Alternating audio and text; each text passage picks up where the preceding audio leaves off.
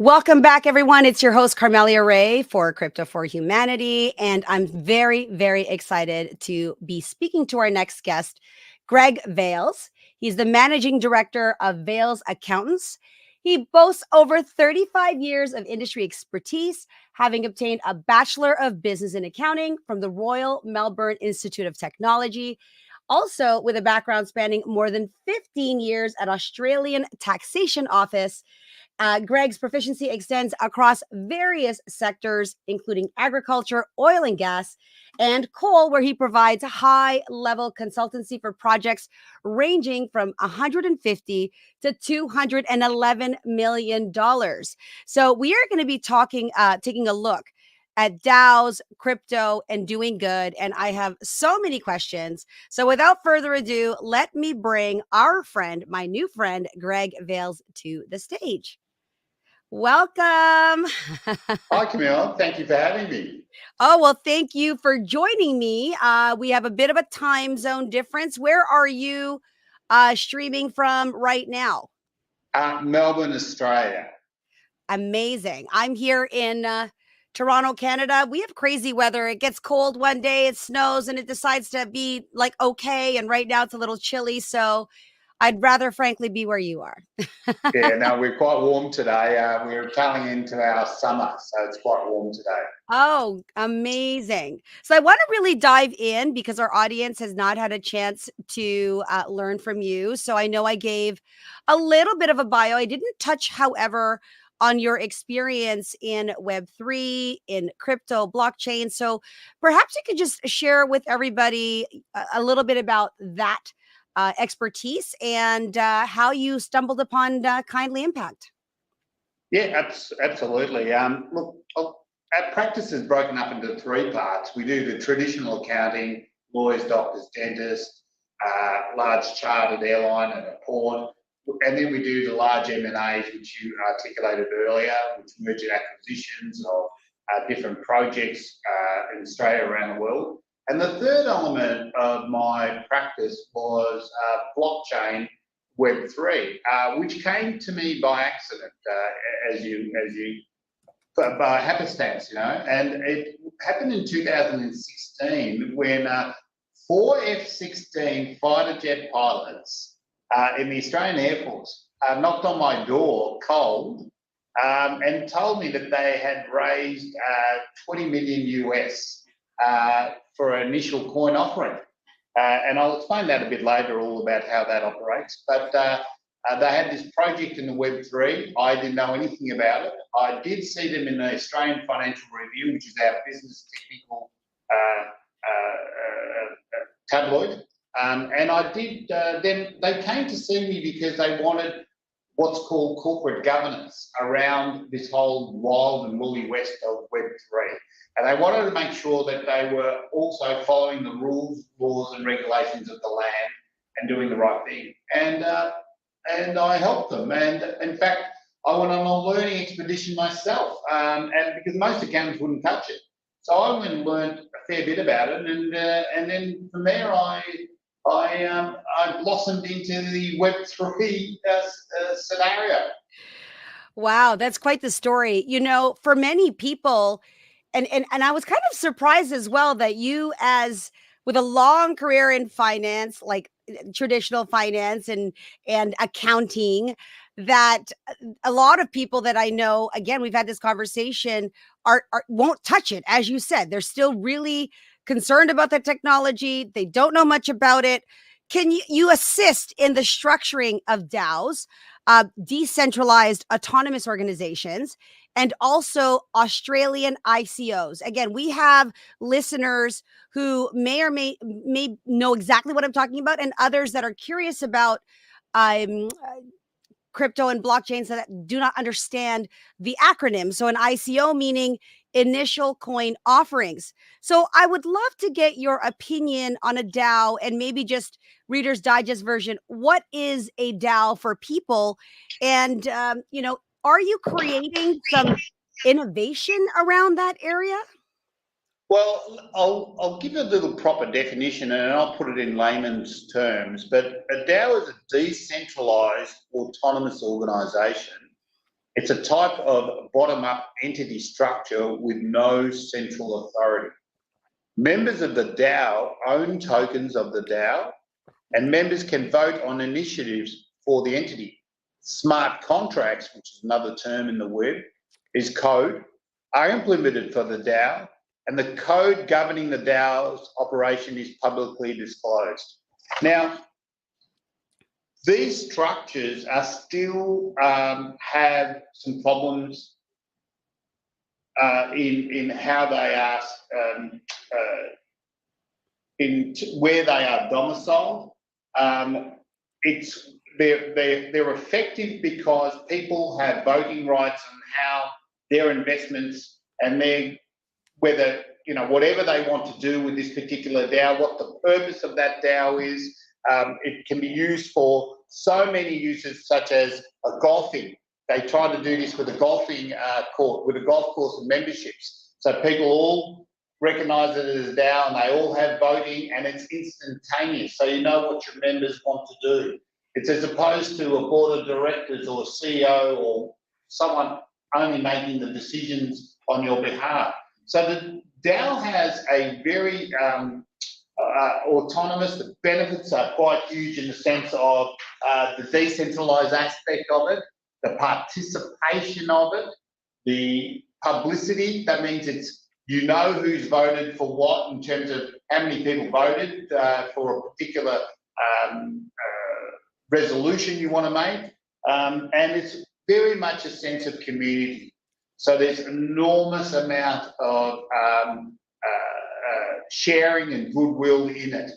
The problem that you have is that if they're profitable entities, or as opposed to charity, or as opposed to clubs or sporting events, etc., is where is it domiciled and where does it report to in terms of government? It could float anywhere in the world, and governments are having problems recognising what the DAOs are about at the moment. So there's room to try and compromise how this operates, but it is the way of the future. It will happen, and governments will have less autonomy in some of these instances, and the power of the people will speak, particularly in charity organisations. Yeah, it's still all very new. I'm wondering what challenges that presents for you. Doing the taxation piece, as you said, it's like these DAOs, as you said, it's the way that teams can now form organizations, and yet is there, when you said the challenges, where is it located? Do DAOs, are they meant to have an address?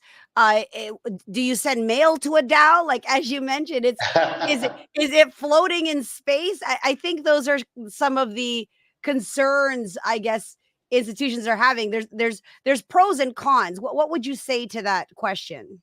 Yeah, no, that's exactly right. There's pros and cons. I mean, governments around the world don't like the fact that it doesn't have a domicility, meaning it is not recognised at one particular country. So if there are taxation elements to a DAO, meaning if there's tokens that increase in value, people are exchanging, etc., who's paying the tax on that and where is it liable? So there are nuances of taxation concerns.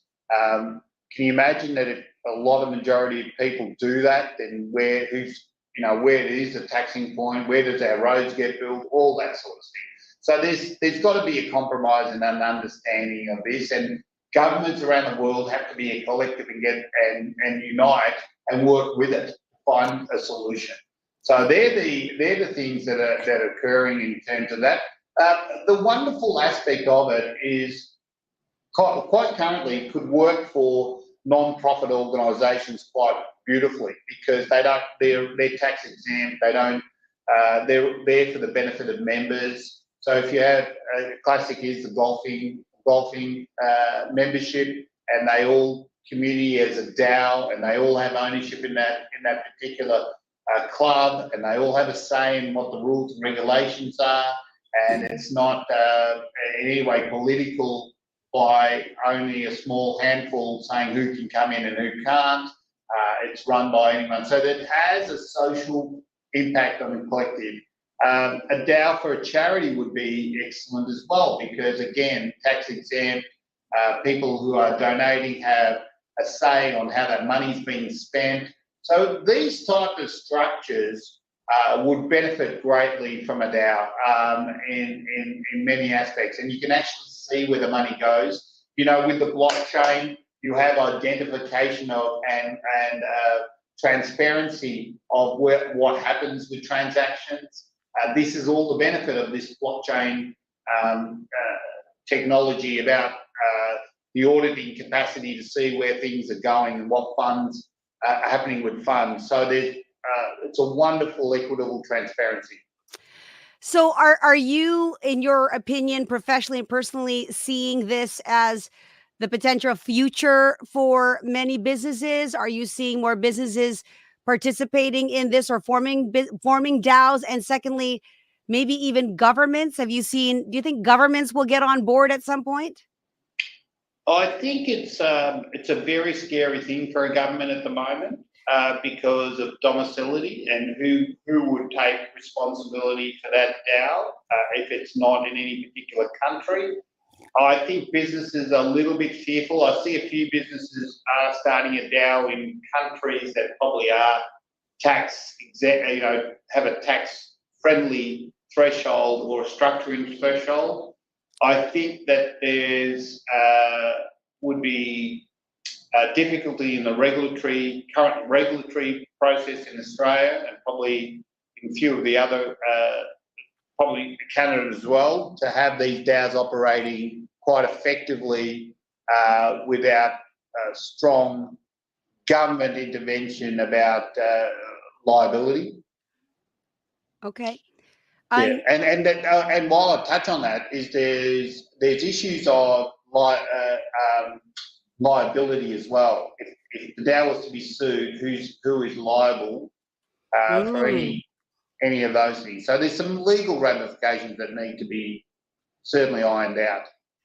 Yeah, there's, the thing is, there's a lot of unknowns, and at the same time, when you're at the forefront of new, technologies and new currencies and new teams, it's also can be really exciting because you get to, in this case, it sounds like it's not driven by a person, it's driven by a community, and it's formed by the majority, right? It seems to be very much a pooled kind of thing. Now, regarding ICOs, initial coin offerings, particularly in Australia, what does the current landscape look like for people who want to start a Web3 based business or project, in Australia? What would that look like? The ICOs is not good because it's probably got a bad name in the sense with the initial coin offerings for raising money. Not many go down that path now. It was very favourable early on, and a lot of people in that area had great faith in it. I think the problem is that it became so easy to do initial coin offerings that some people took quite advantage of it. There was no clear transparency of what happened to the money, and really, I think the ICOs have died a fair bit of a death. Now what happens is that people will write what's called a white paper, a technical paper. Okay. And they will go and raise funds either in Australia or around the world and establish a raise in that capacity. I think if you're going to ever go down the ICO path, you have to, if they ever reignite that in a much more popular status, but the transparency's got to be that they have them external. They have those structures externally audited, so that people know that the money is going to the right places and it's safe, and everyone who started it had the great intentions of what was supposed to occur. Yes, and in preparation for our chat today, was doing a little digging and saw that on your LinkedIn, you recently posted that you stopped drinking alcohol. You know, as of January 1st, I myself, I tried this ridiculous challenge. It's a mental challenge. It's called 75 Hard. So I took on dry January. I have to do it again because I got to day 41. But and this is somebody I know we're meeting for the first time, but such a social drinker. Love, I can't say I love alcohol. I love having my drinks, you know, dinner, clients, you know, the whole bit. So I love that about you. And also that you have a strong attachment to doing good. You are a board member of the Starlight Foundation. Like, what is your perspective to doing good and, you know, now living an even healthier lifestyle? Thank you so much. Very kind of you. Look, I in fact stopped drinking through 75 hard. That's what I did. I did Me that. too. That was it. I did. But I did. It was when did you start? When did you start that? Oh, I did that during the COVID times in probably 2021. I did a hard 75 hard, and it was fantastic. Did you finish? Look, I did finish it. Yes, I did I finish got it. to 41 days. I'm like, No, good for I you. did do it, and I enjoyed, and it was hard, I can tell you, but Well, it's it's sort not of not that I 75 was. easy. It's not It just 75 easy. gave you great discipline, didn't it, in different Oh, things. yeah, very transformative. Did you do it in 2021 or was it last year? It was Oh, sorry, I'm sorry. 2021. I started 2020 last year as well, and Okay. did probably half, but I Okay. did I've done it 1.5 times, but it was fantastic. Well, that tells me a little bit about our both insanity and commitment. So that's good. It was fantastic. I enjoyed it. Yeah, great. So I've been a chair of outside the locker room, and I was a chair for that charity for about 6, 7 years, and that's about suicide prevention. I had a gentleman come to me who attempted suicide 4 times, who was an athlete. So boy. we set up. He was the founder of this charity that then went to all grassroots sporting clubs and talked to all sporting clubs, adult and children, about suicide prevention, mainly adults, and how you can assist each other and etc. So we managed to be in about over 600 clubs around Australia and educated. So I've been very fortunate to be part of that, and it was a big education for me to learn about people's mental state and what can be done to assist. After that, I helped the Starlight. I've been part of the Starlight Foundation is to help children that are in hospital and very sick. I was only an advisory member for that for a few years. I didn't get a chance to stay that much longer, but I'm still a very avid contributor and supporter of Starlight, which is around Australia, and they do a fabulous job. And my dear friend is the CEO, who's exceptional at what she does. And so I follow that. And I'm also a board member of Blockchain Australia. And Blockchain Australia is about assisting all of the industries in the blockchain and Web3. And so I've been to many events in Austin, Texas, and New York in the Web3 area as well. So yeah, very much. I think the blockchain has a wonderful opportunity to help charities. Now, I did explain the blockchain to Starlight, as well as an airplane service called CareFlight that also assists people in remote areas. So there's a lot of other elements to this that we can assist, particularly in the charity.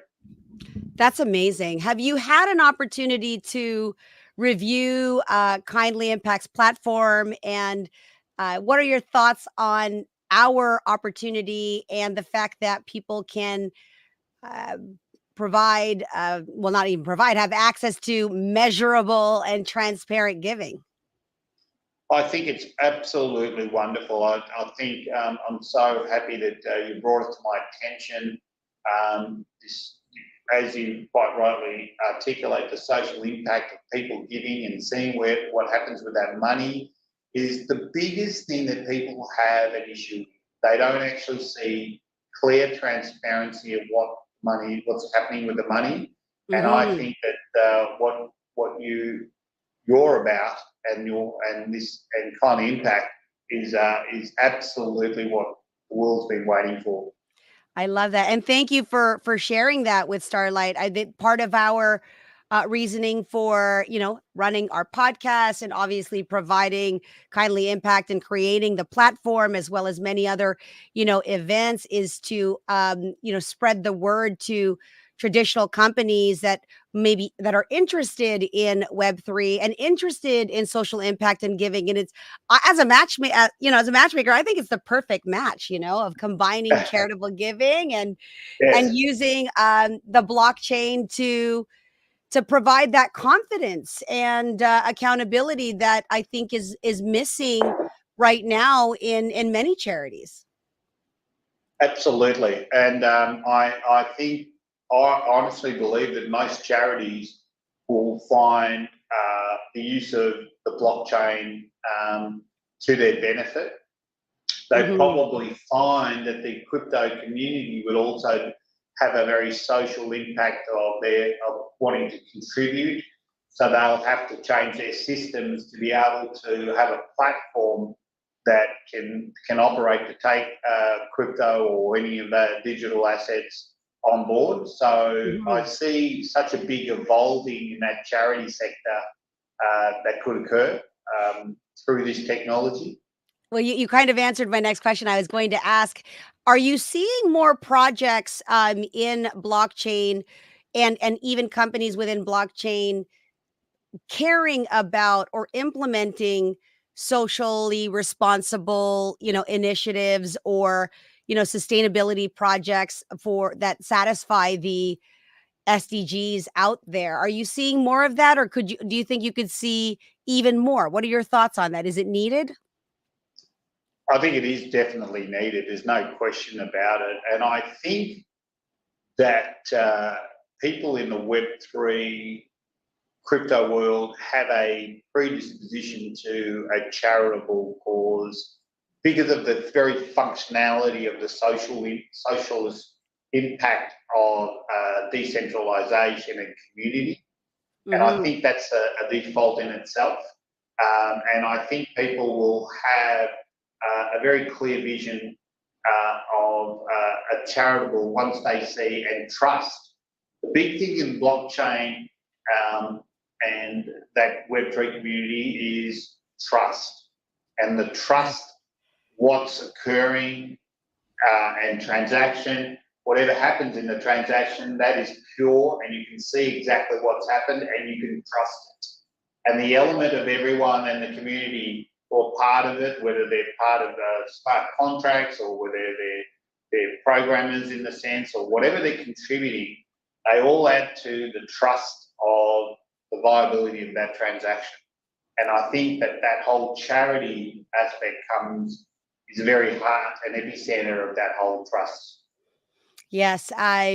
Final question for you, and this has been an amazing discussion. How do you see blockchain technology changing and evolving over the next 5 to 10 years from now? And what would you like to see? What do you think is missing, or what would you add or like to see? I think the way we do transactions will change enormously once there's mass adoption on the blockchain. And what will occur is B2B business, peer-to-peer, that people will transact among themselves on a very trusted and not necessarily need third parties to provide that resource.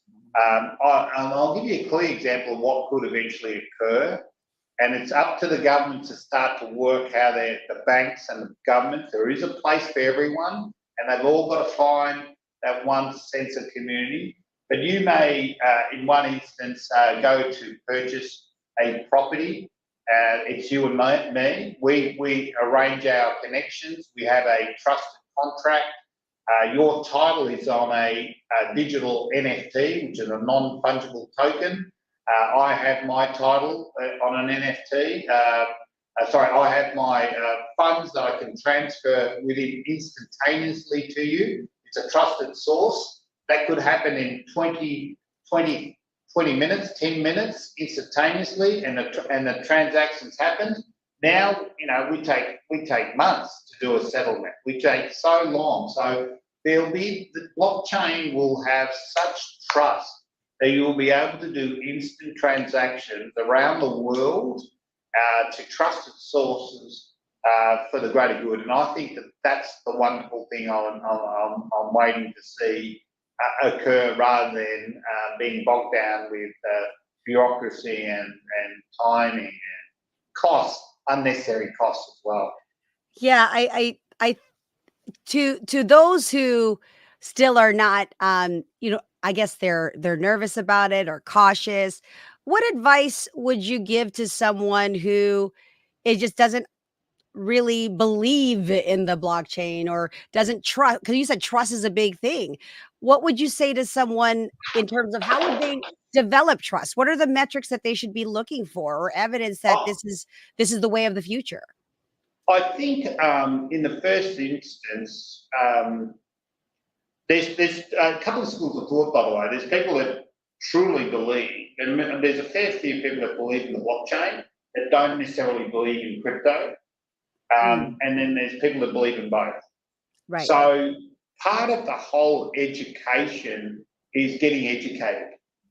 And I think that people have to educate themselves. There's exactly what I did. In fact, I'll tell you what I got first. I got blockchain for dummies and crypto for dummies. I went and got those books. And then I went and got all the videos I could. By the way, they're not for dummies, I can tell you. They were quite complex. So I got a very good understanding, and I educated myself as much as I could. And then I tried to say, can I explain it to someone else? So then I could totally understood it. And then I did that because I'm advising in the space. Yes. And people get confused too. You don't have to be a programmer. You don't have to be an IT expert. Don't get bogged down in these parameters of it's knowledge. It's an understanding. It's a process and procedure. So education is the key in understanding how it operates. And there's some wonderful YouTube videos as well that you can follow that will give you a piece-by-piece description, and slowly, and then people start then joining groups and meetup groups. They're all at different levels, and you start to pick up and learn, and you find out how people got into their businesses, etc. So that's I'm part of the industry, as I said, in terms of the industry body. So I see a lot of the central exchanges, putting that are all around the world. I see projects that are occurring around the world and how they've developed. And this technology is agnostic on your age. So don't think for 1 minute that you have to be a young or whatever. You can be any age. You can learn this technology at any age.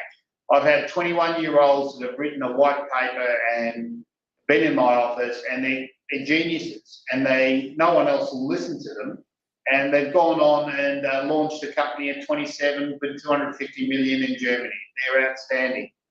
You just got to be able to listen and understand some of these. And I've had people in their 60s that have written a program and now are all around the world in this space as well. So it's phenomenal that I think it behoves you to listen and to educate yourself on blockchain and crypto, because I think there's going to be a digital currency around the world at some point in time, and whatever that digital currency is. I think that's fantastic. I think that, well, I know that knowledge is power when you apply it. Knowledge provides confidence. And again, just going back to our listening guests, who I'm speaking with is someone who has received his bachelor of business accounting from Royal Melbourne Institute of Technology. You are providing cutting edge accountants in the blockchain, crypto, NFT, DeFi, and DAO field. It's something that you decided to educate yourself on, and then participate in it. And I don't think anybody people who say, I don't know this and that, like, have they done their research? And of course, by all means, this is not you don't have to do anything that you're not comfortable with, particularly when it comes to And finance. Phil, just on that point too, I act Mhm. for about 6 or 7 professors who are in this who teach at university, and the RMIT has got a bachelor's degree on the blockchain as well. So the institutions are starting to recognise that this has to be educated in those high university levels as well. I think it will be. And to your point about digital currency, I don't even see money anymore. Like, if that's not That's evidence, like, I don't see coins, I don't see money. People are like, what's that archaic piece of paper that you've got going on over right. there, right? Like, I don't see money. So No. I really value the conversation, and that's the reason why we have this podcast. If you've enjoyed that, please like and subscribe. And of course, this is brought to you by Kindly Impact. We are bringing transparent giving into the blockchain and Web3. Encourage you to consider social impact and using our platform so that you can, quantify the hard dollars that you spend to a specific amount of giving, and also knowing exactly where that money is going to. So Greg, where can our friends find you? Those who are interested in your services in Australia, and those who just would like to see what you're up to, where can they find you? They can find me on the web at www.valesaccountants.com.au, or they can find me on LinkedIn. I'm on all the social handles as well, so they're Okay. more than welcome to look me up. But Vales Accountants, if they look that up, they'll find me pretty easily.